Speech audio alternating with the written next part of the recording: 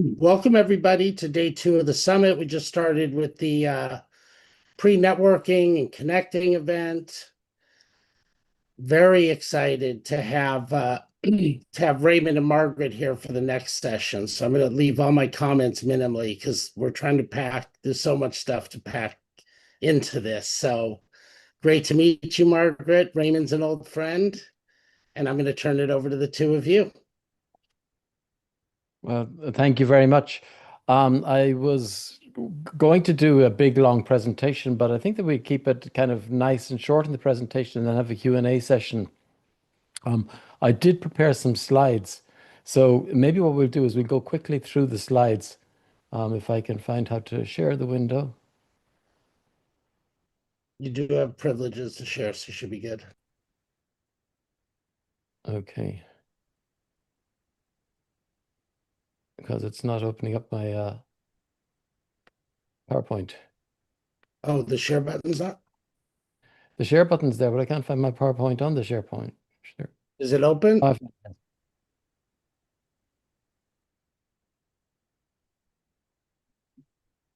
I can see the screen now. Thank you, Raymond. Okay. And is it coming? It's coming up as a presentation, yes? Okay, it has now. Yeah. Yes. There was four bullet points that we promised people to talk about. One is about the newest global case law and policy moves shaping the ownership of AI generated output. Next one is how to bulletproof your data sets and models against infringement. There's the investor red flag questions that are now standard in AI due diligence and how to answer them. And then practical four-step IP checklist that you can apply this quarter to de-risk your products and attract capital. So if everybody's okay with that, we'll move ahead with that. So my first question is, are people familiar with the case of the monkey selfie? Maybe kind of wave your hands if you remember, if you know anything about that. Okay, no, okay, so back in 2011, there was a photographer took photos of monkeys, and they weren't actually monkeys, they were macaques. But he went into the jungle and he set up his equipment, and he took a number of days to actually locate this tribe of these macaques. And he befriended them and he set up the equipment and he put it in such a place that they would come up and they would, out of curiosity, they'd be looking at the camera and sometimes they'd trigger the button and they'd take some photographs. So he came back with these cute photographs and he, first of all, made a few £1,000s in English newspapers, and then it was published in Wikipedia. But Wikipedia published it without paying him, so he decided to sue Wikipedia. And Wikipedia said that no, that this wasn't taken by a human, this was taken by a monkey, and a monkey can't own copyright. So they went over and back, and there was all kinds of, funny headlines like, Planet of the Japes, and various ones like that. But in the end, the copyright law was settled, and the real decision was that monkeys, under US law, the copyright can't be owned by a non-human. And so, because it doesn't belong to the monkey, it doesn't belong to the photographer either. So the lawsuit was settled over the rights to the monkey selfies. So we end up with the idea that copyright does not protect non-human creators. So that was settled in 2018. And then in 2022, ChatGPT came along. And don't forget, ChatGPT is a non-human creator. So if you take the logical conclusion of that monkey selfie story and you say that copyright doesn't protect non-human creators, there now is the idea that AI isn't protectable under copyright. So this is problematic for a lot of people here because you're creating things and that you're using AI not to create it randomly, that you're using the AI as a tool to help you with your creativity. So how can you make sure that what you're doing is protected? So that's one of the first issues. So in this global case law, you can see that we're in an unsettled situation where it's regarded as non-protectable for the AI generated. So it still is, and the laws are evolving all the time, but it's important how you position your human authorship. Training data rights, they're bleeding into AI output claims. And what this means is that even though you might be very careful with what you're putting in as your input, that if the models are trained on other people's data and then you end up with output from this, that you could you could be sued for infringement of somebody's copyright. There was the famous Andy Warhol case where they took photos that ended up in a magazine in an Andy Warhol style. And the estate of Andy Warhol was successful because they said that this is something that would have been a benefit to the Warhol estate as if it hadn't got through the magazine, if it hadn't got through with AI. So you end up with these difficulties around derivative work arguments, and there's going to be more and more of those arguments coming out. China, the EU, and the US, they're setting diverging rules on training of AI models. And even though there was a guidance issued recently, and Margaret shared this with me as well, that China, they're not allowing AI to be an inventor.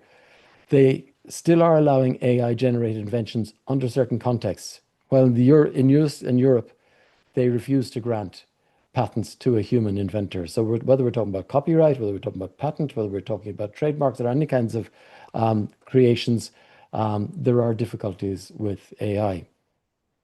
So if you're filing patents globally, you're going to need to tailor your inventor declarations and keep very meticulous records as to what was the human component as opposed to the AI contribution, or you could risk losing your rights. Maybe, Margaret, I'll just ask quickly, are you seeing things like this as well? Yeah, very much so. And I'm seeing it from a slightly different direction.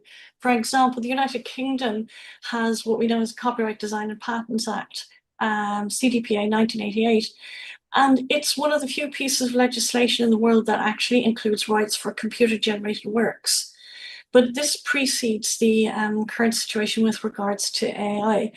And what the CDPA provides is that the person who made the arrangements for the for the computer to undertake that piece of activity that led to the work becomes the author of the work. However, they've now encountered a really difficult situation because literary music, dramatic works, and plays are have to be original in the UK, Irish, and European law to be subject to copyright. But the originality requirement requires that it be produced by a human author. So you've got now, in the UK at least, you've got a conflict between two different forms of law, namely specifically the CDPA requirements for computer-generated works, and then separately in connection with the originality requirements. And then in your comment about establishing the clarity about who, the training data, the source of your training data. And I'm not sure, Raymond, if you're coming to this, but you may or may not know about the text and data mining exemption within within European law, European copyright law.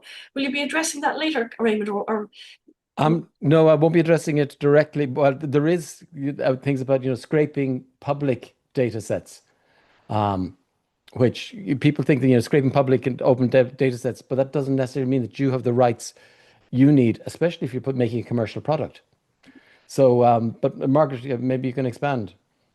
Well, in terms of the trade and text and data mining exemption, there are two articles in question. Article 3, which really goes back to the early stages about the usage of database information for particular scientific research. And a lot of the work on genomic research for cancer diagnosis, etc. And Article 3 provides an exemption from copyright in relation to usage of such materials for scientific research and essentially for non-commercial use. Article 4 is a slightly different situation. So, sorry, what I should say with Article 3 is it gives an automatic right to use these materials for these purposes.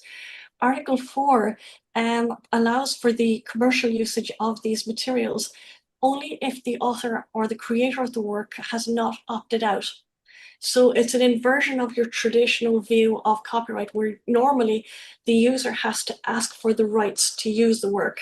Whereas now with this text and data mining exemption, the author has to ask for the right not for their work not to be used. So when you go back to looking at the sources of your data, at least in Europe, you could use the text and data mining exemption, but you also have to be aware of whether the author has opted out. If they have opted out, the opt-out has to be within a machine-readable form, and you have to keep records of that to ensure that you have demonstrable rights to use of that information. Sorry, I'm correct. So you can see that there's a lot to think about this. And the next point is about how to bulletproof your data sets and models against infringement claims. So if you are using commercial training data, you need to get explicit rights or licenses. Don't assume that this is fair use or public domain. And a lot of people will, they'll look up something in Wikipedia as to what is fair use, because they're trying to find out, is using one sentence fair use? Is using a paragraph fair use? Is using it for academic purposes fair use? Is using it for trials fair use? The difficulty is that there isn't actually a strong definition of fair use. Yeah. And it comes down to understanding what copyright is. If you look back at an old case, George Harrison, My Sweet Lord, in that he was found just with 7 notes to be infringing somebody else's copyright. But if you're talking about software, you could find the 20,000 lines of code being wholesale copied isn't regarded as infringing on copyright. And part of the reason is because the copyright is to do with the creative nature. And what they're saying is that software has got a functional aspect. And when you start talking about functionality, you start moving more into the world of patents than in copyright, that you're moving out of the creative, you're moving into the technical. And they'll say that copyright can't protect you in that area. And this is a problem that people are thinking that, oh, we're safe because of copyright, or we're safe because of fair use, and they may have difficulties with it. You need to establish a data lineage system now, and provenance tracking isn't optional. So the inventors and the courts alike, they need to have evidence of where your training data came from and under what rights. So it's really important to track this and to build a register of the provenance. And this is a strategic moat because competitors may not be able to prove their data integrity. And audit trails may soon become an industry standard. And then the other one is watch out for model memorization, so that outputs that accidentally reproduce training data can end up killing deals. So, large language and generative models, they can spit out almost verbatim copies of sensitive and protected data. So you may have to do regular red teaming to check and to avoid any duplication. We're hearing stories of, for example, encryption keys or passwords being included in data that's coming through in vibe coding. So you're getting all kinds of not just copyright or patent infringement, but you could also be getting cybersecurity problems that are coming from this as well. So these are all problems that could be difficult when you move on to deals and due diligence on deals. I'll just move quickly through these slides Can I because contribute something quickly to that please do, too? Margaret, yes. Sorry, so onto the previous slide, coming from my other hat, particularly in relation to provenance tracking, the other aspect of this is appearing in connection with privacy law and indeed for AI regulation. So you may or may not know, under GDPR regulations, you have to have a purpose for which you collect personal data, and you have to know that purpose, and you can't use that data for any purpose other than that for which it was collected. But the problem with many AI systems today is that they're using data that they're effectively repurposing data. So in other words, when you're using data that may have come from another source, you not only have to be aware of where it came from, you also have to be aware of the purpose for which it was collected, especially if it is personal data. And so you have to be aware of what the purpose for which it's collected and whether your purpose for use falls within the ambit of the purpose for which it was originally collected. And yes, and that links to consent as well. And on Yeah. the other side, under GDPR, you also have the right to have your data deleted. Yeah. And this can be a problem when it goes into an AI model, when it's trained into the model and that model is now propagated out to the world. How do you, how do you put the feathers back into the cushion that's shaken out into the wind? Um, I just go very quickly through the investor red flag questions that are now standard in AI deal due diligence and maybe think about how to answer them. So the first one is, where did your training data come from? And you need to have a clear, credible answer ready. And that's the difficulty with due diligence, is that when you go into due diligence, if they ask you questions like this, it's no longer a case that, oh, I'll go away and check it and come back to you. Because by the time you come back to you, they've gone on to the next deal. So you do really need to be ready with these answers. How do you manage third-party IP risks in your models? And again, inventors want proactive, not reactive risk controls. They don't want any surprises after they've written the check. And they expect you to have policies, tools, and review processes in place. So if you can say that you run regular data audits and you've legally reviewed licensing and deploy model output monitoring, this flips the question from a risk to a competitive advantage. And that's what very often I'd say about due diligence is your chance to impress your investors that you have covered things that anybody else they've seen isn't covering. And then they'll ask, what's your strategy for protecting AI generated assets? So again, you need to show that you're playing offense and not just defense. So it's not enough just to avoid the lawsuits. They want to know you're creating protectable IP, and that's trade secrets, patents, data exclusivity. And even if the copyright is shaky, because we talked about copyright already, having this strategy for layered protection gives a reassurance to investors that you're a well-run company, and that's something that they're also trying to pick up on the signals on that as well. Margaret, do you have anything to add here before I move on to the next one? I think that I could probably talk for ages about this and slightly from a different perspective, but maybe I'll just leave it open for the questions at the end. Maybe that's better. Okay, so we'll keep going then. So we also promise a practical 4-step IP checklist so that you can apply this quarter to de-risk products and attract capital. So the first one is to map out your data sources, licenses, and rights. So if you can create a simple data rights register, so understand the rights that you have, the conditions you have on those rights, rather than just not having any idea, because very often founders overlook this basic step until it's too late. So even a spreadsheet listing your key data sets, their sources, the licensing terms, and the intended uses. As Margaret said, what was the intended use and what were the consents received, and do you have all of the records for that? So having that in your data rights register will be a very good first step. Next one is to review the model outputs for potential infringement risks, especially if you're using generative models. So this is what I was saying about earlier about that you may propagate through infringements from somebody else, and this could be problematic afterwards. So set up a periodic review process to sample the outputs, check for memorization issues, and flag potentially sensitive content. Next one is to build an IP asset map covering trade secrets, patents, contracts, data exclusivity. And this is something those who know me in Witty know that I'm always going on about this, that if you have an IP strategy, which is a single dimension, for example, if it's a patent-only IP strategy, and you come across a competitor who's got the ability to undermine your patents, they're going to sweep the leg out from under you.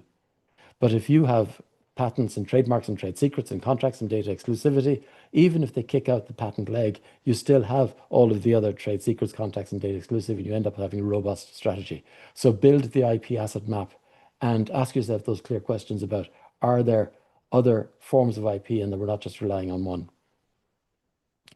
And then align your legal and commercial teams on your go-to market IP strategy. So it's not just a legal topic, it's part of your competitive pitch. So make sure your legal counsel, the sales team, and the leadership are all aligned on the key messages, how you protect your IP assets, how you mitigate risks, and how you create long-term value. And consistency here will build investor value. So I'm watching the clock here, so I wonder, does anybody have any questions?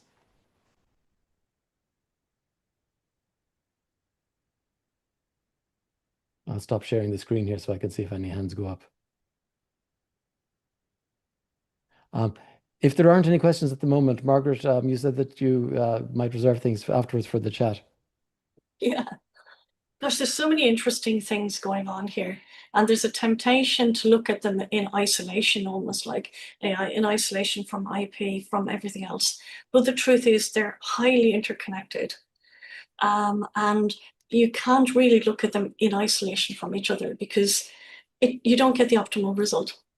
And for example, when you're looking at the due diligence issue, we're seeing this appearing not even just in terms of sales of a company, M&A, but across the board, even in due diligence for vendor contracts, etc. Increasingly, they are being required to demonstrate that they comply with requirements of, for example, the AI Act or AI governance more generally. And for example, the source of your data is one of the aspects that will be absolutely you have to demonstrate, along with quite substantial, much more information around explainability, transparency, and a much broader range of issues, for instance, around cybersecurity, and particularly when we're looking at systems that undergo human feedback reinforcement learning. So these are systems that when deployed, they continue to learn in the wild. And so they're subject to particular problems with, for instance, data poisoning and labor poisoning and such like. But there's also friction points between different elements of law as well. So, for example, you may or may not know under GDPR, and this precedes the current situation, that is where, with the AI Act, but under GDPR, a person who has been the subject of a computer-based decision, where that decision has had adverse consequences on them, has a right to ask for an explanation for the basis for that decision.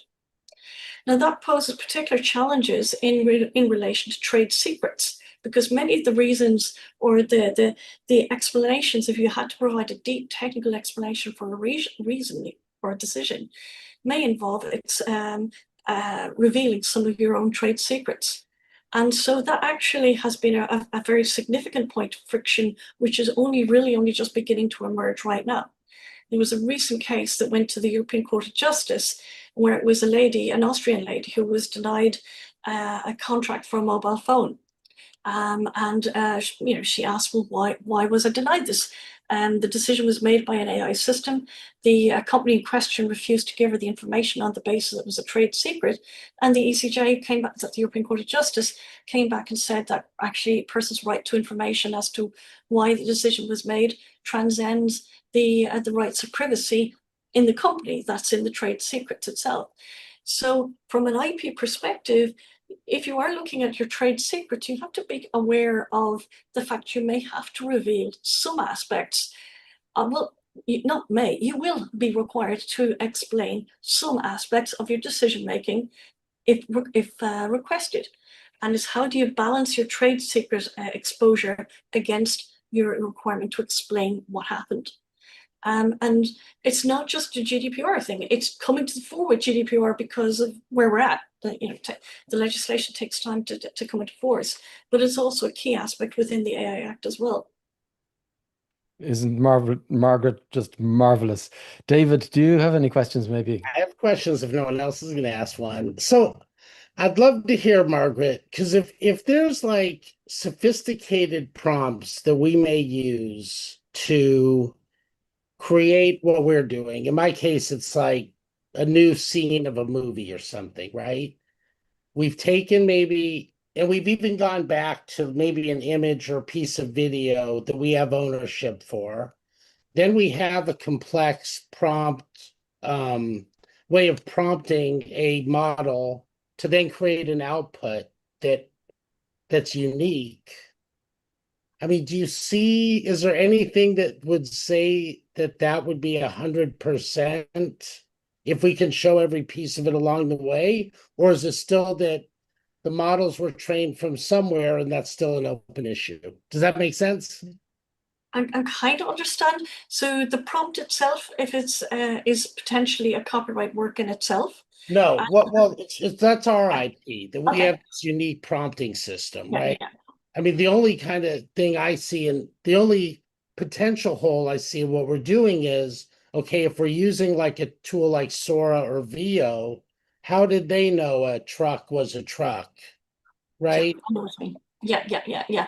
And you know what? That's a very significant problem that's facing people. Many of the developers who are using essentially partially pre-trained models or the large language models, etc. And the providers of these systems will also be obliged under the AI Act. In fact, their deadline is coming into effect. I think it's on the 2nd of August. So in just over 2 weeks' time, their deadline comes into force. And they have to provide very detailed information, because you're right, as a essentially a developer using these systems, how would you know how they develop those systems? That you just can't know this information. But now they're going to be obliged to disclose that information to the European Commission, and some of that information will be available publicly as well.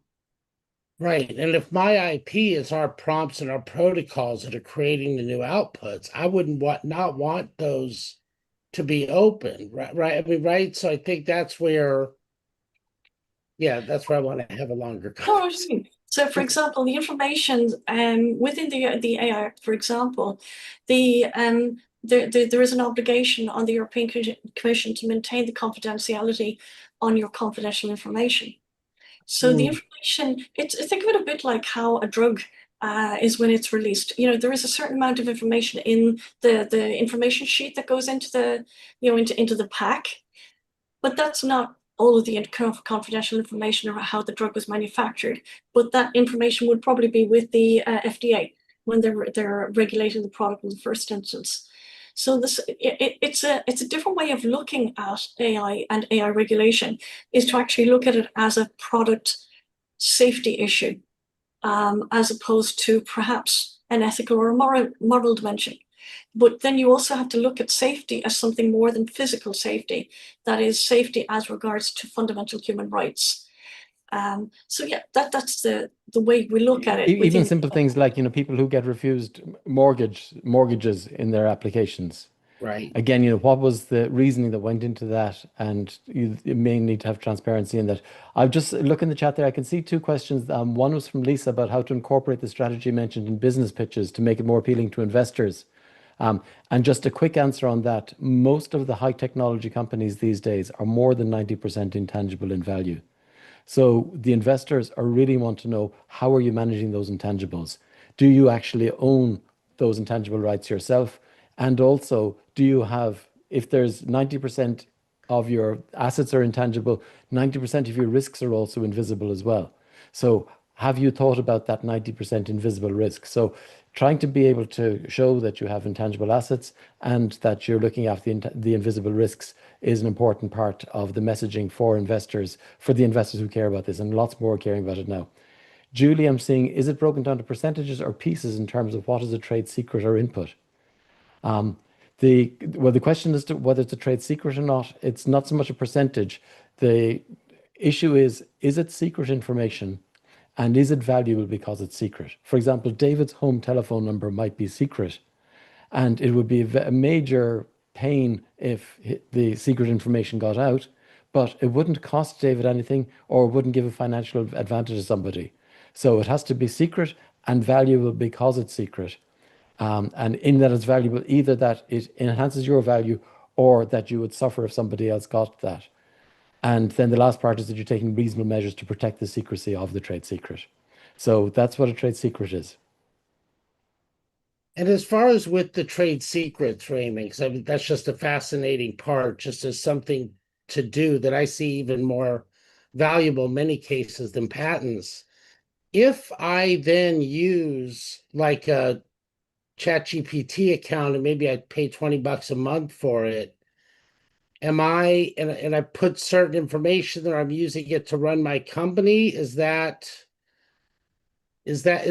I still claim I have safety around what I'm doing, or depend what I'm putting in there? Or right? Whether you're using a free account or any level of premium account, anything that you put in as a prompt into this ends up being fed into the machine, and it ends up becoming part of the models. Margaret, would you agree with that? Yes, absolutely. And that's why most of the larger corporates now insist that their employees don't use or enter any form of confidential and commercially sensitive information into ChatGPT, regardless of what license they have. Right, but pro accounts, it does say you can turn training off. And so if you turn training off, that's still, we can't take that for gospel of what it is. I don't know, to Well, be perfectly honest. I think, David, then that would bring us back to, if there was a situation where we had to argue it, we would have to go back and say we turn training off, prove that you turn training off, number one, right? You'd have to prove that. How's that tracked? And then number two, we'd go back to the service provider that provided us with the tool that we turned the training off to dispute that if we had to. I think that that's like the third party piece. Would that be accurate, Margaret and Raymond? Yeah, I would think so, because wasn't there a Because- recent thing that I think, was it, one of the big OpenAI was required to retain records or provide records of the information that they received, which meant that they had the records, even if yes. they're not using it for training, Correct. something that's like right. that. There was, Yep. I mean, I'm fuzzy on the details, but I remember thinking, oh, that's interesting. You're right. You're spot on, Margaret. That's absolutely correct. Yep. So if you had like your audit trail, I think that someone earlier, whether it was Margaret or Raymond, that said in the beginning of this conversation that consistent audit trails are going to be probably in demand, right? It's going to be a legislation or an act or something that we're going to have to do. And in the cyber world, we pretty much do that for everything at this point in time. But I think that that's the key there. It's like the non-repudiation piece or due diligence, right? Do the best that you can do to prove that it's yours and you did everything you should by law. And audit trails are that, right? And key management, I think. Thank